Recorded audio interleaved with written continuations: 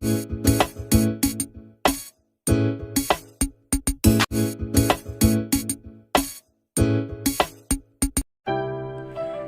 hai hai. Buah mangga, buah pepaya ditanamnya di kebun duku. Bertemu lagi dengan Bulia di kelas dari aku. Assalamualaikum warahmatullahi wabarakatuh. Bagaimana kabarmu hari ini? Ibu harap kalian tetap sehat dan tetap semangat untuk belajar. Pada kesempatan kali ini kita akan belajar tema 2, Persatuan dalam perbedaan. Subtema 3, Bersatu kita teguh. Pembelajaran pertama. Namun sebelum kita mulai, kita simak dulu tujuan pembelajaran kali ini. Saatnya memulai pembelajaran hari ini. Simak baik-baik. Proklamasi Indonesia sebagai tonggak kemerdekaan Indonesia merupakan wujud dari persatuan bangsa Indonesia.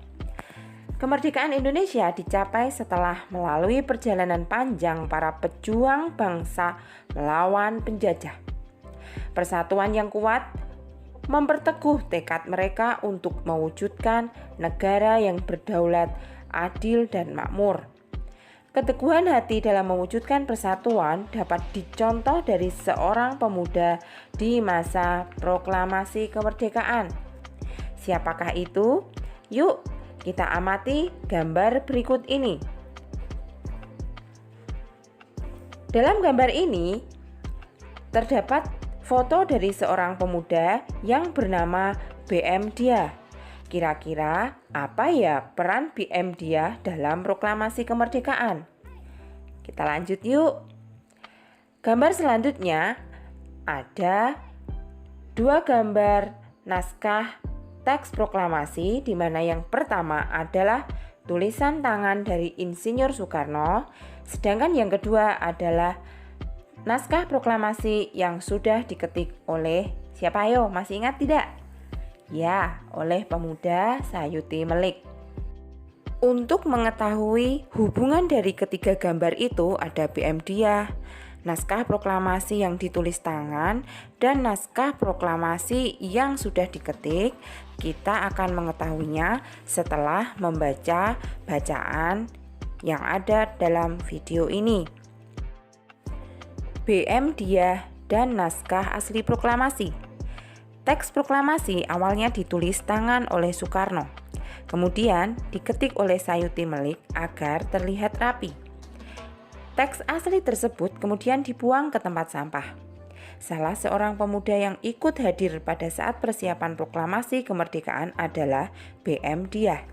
Ia mengambil naskah asli dari tong sampah dan disimpannya. Ia menilai bahwa teks tersebut memiliki sejarah tinggi. Naskah asli yang disimpan BM Dia selama 46 tahun 9 bulan 19 hari kemudian dikembalikan kepada bangsa Indonesia. Dia membawa naskah asli proklamasi kemerdekaan RI pada Selasa pagi 19 Mei 1992 pukul 10.30 dan menyerahkannya melalui Presiden Soeharto. Naskah itu kemudian disimpan oleh Arsip Nasional atas anjuran Presiden Soeharto. Keputusan BM Dia untuk menyimpan naskah asli sangat tepat. Seluruh bangsa Indonesia sampai sekarang dapat menikmati naskah asli proklamasi dan belajar banyak dari kejadian saat itu. Nah, bagaimana anak-anak? Sekarang kalian sudah paham kan apa kaitan dari BM Dia, naskah proklamasi tulisan tangan, dan naskah proklamasi ketikan dari Sayuti Melik. Berdasarkan informasi di atas, kalian sekarang bisa membuat peta pikiran tentang BM Dia dan naskah proklamasi. Yuk kita belajar bersama untuk membuat peta pikiran. Yang menjadi pusat utama adalah BM Dia dan naskah asli proklamasi. Nah, yang pertama ada kata tanya siapa. Kata tanya siapa tentu menanyakan orang. Nah, berarti siapa yang berperan dalam peristiwa pada teks tersebut? Ayo, siapa kira-kira? Ya, tentu saja BM Dia. Pertanyaan yang kedua adalah apa? Apa di sini adalah apakah peran BM Dia dalam peristiwa tersebut? BM Dia adalah salah seorang pemuda yang ikut hadir pada saat persiapan proklamasi kemerdekaan yang mengambil naskah asli teks proklamasi dari tong sampah dan disimpannya. Pertanyaan berikutnya adalah mengapa? Mengapa kok BM Dia ini mengambil kertas yang sudah dibuang ke tong sampah lalu disimpannya? Mengapa kira-kira anak-anak? Ya, karena BM Dia itu menilai bahwa teks asli tulisan tangan dari Bung Karno yang telah dibuang di tong sampah tersebut memiliki nilai sejarah yang tinggi. Yang selanjutnya adalah kata tanya bagaimana. Berarti di sini menanyakan bagaimana proses itu bisa terjadi. BM Dia membawa naskah asli proklamasi kemerdekaan RI pada Selasa pagi 19 Mei 1992 pukul 10.30 dan menyerahkannya melalui Presiden Soeharto. Naskah itu kemudian disimpan oleh Arsip Nasional atas anjuran Presiden Soeharto. Kapan terjadinya? Kembali lagi, terjadinya peristiwa ini adalah tanggal 19 Mei 1992, tepatnya pukul 10.30. Dan pertanyaan yang terakhir adalah di mana?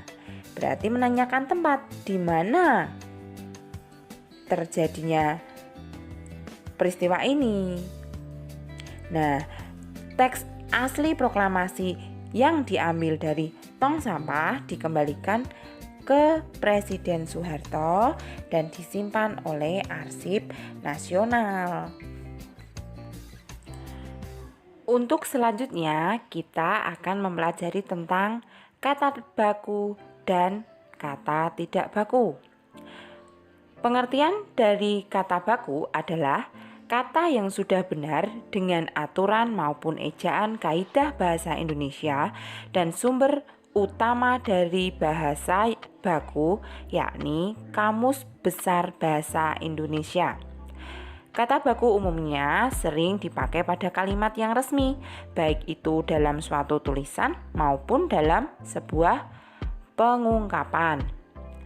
Sedangkan kata tidak baku adalah kata yang dipakai tidak sesuai dengan pedoman atau kaidah bahasa Indonesia yang sudah ditentukan.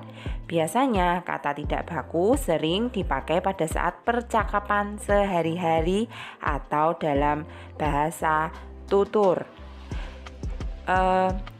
Berikut ini adalah contoh dari kata baku dan kata tidak baku. Kalian bisa simak ya kata-kata berikut ini.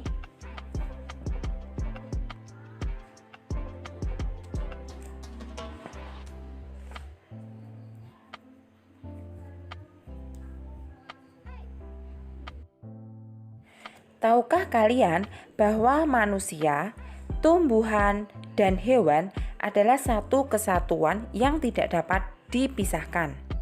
Manusia tidak dapat hidup tanpa tumbuhan dan hewan. Mengapa demikian? Yuk kita simak penjelasan dari Bulia. Coba kalian perhatikan teks berikut ini.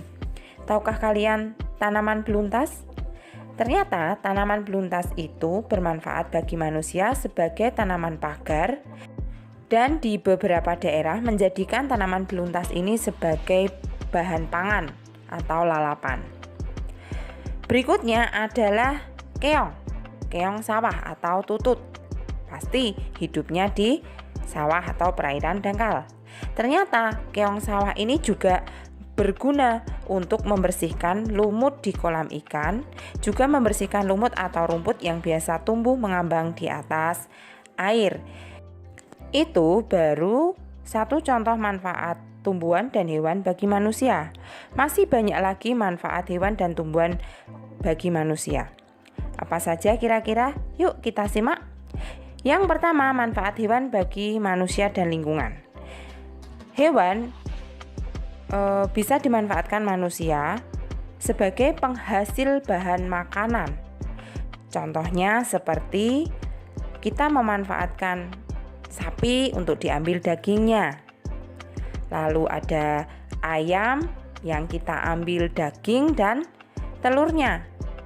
Ataupun susu yang bisa kita ambil dari sapi lagi dan juga kambing. Yang berikutnya adalah sebagai penghasil bahan sandang. Hewan yang memiliki manfaat sebagai bahan sandang seperti kain sutra yang berasal dari serat kepompong ulat sutra. Ada lagi domba dapat menghasilkan wool, bahan dasar dari pembuat jaket. Kulit hewan seperti sapi dan kerbau juga bisa dimanfaatkan dalam pembuatan jaket. Yang berikutnya adalah penghasil bahan kerajinan.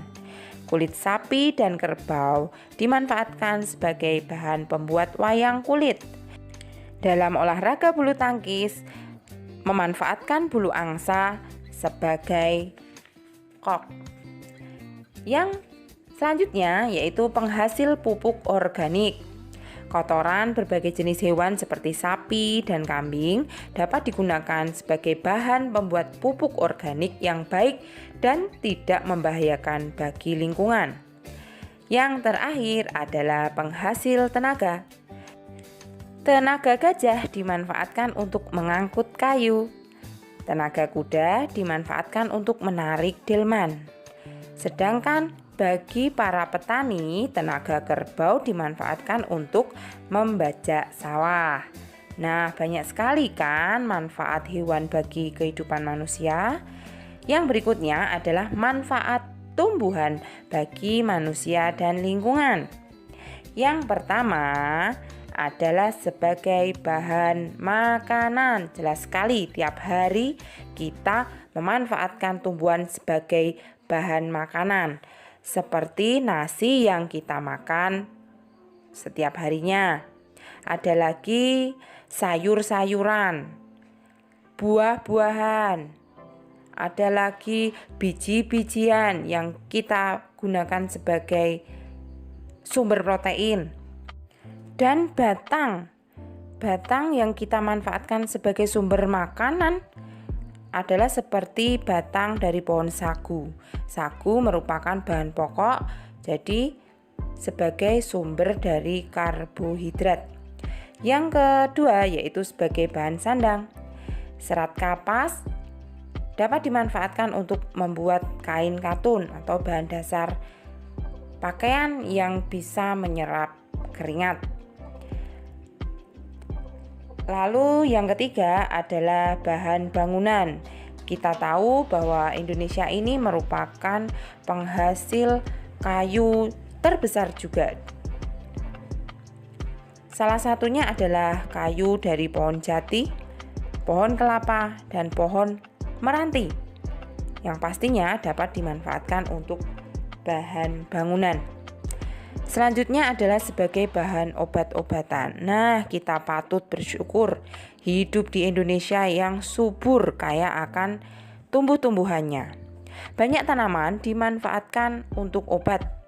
Salah satunya ada jahe untuk mengobati batuk, daun kumis kucing untuk mengobati ginjal, ada lagi daun jambu biji untuk mengobati diare, ada lagi kunyit untuk obat sakit perut, jeruk nipis sebagai antioksidan, lidah buaya sebagai pengobat luka bakar, ada lagi buah mengkudu untuk mengobati penyakit darah tinggi, dan masih banyak sekali tanaman di sekitar kita yang bisa dimanfaatkan sebagai obat-obatan.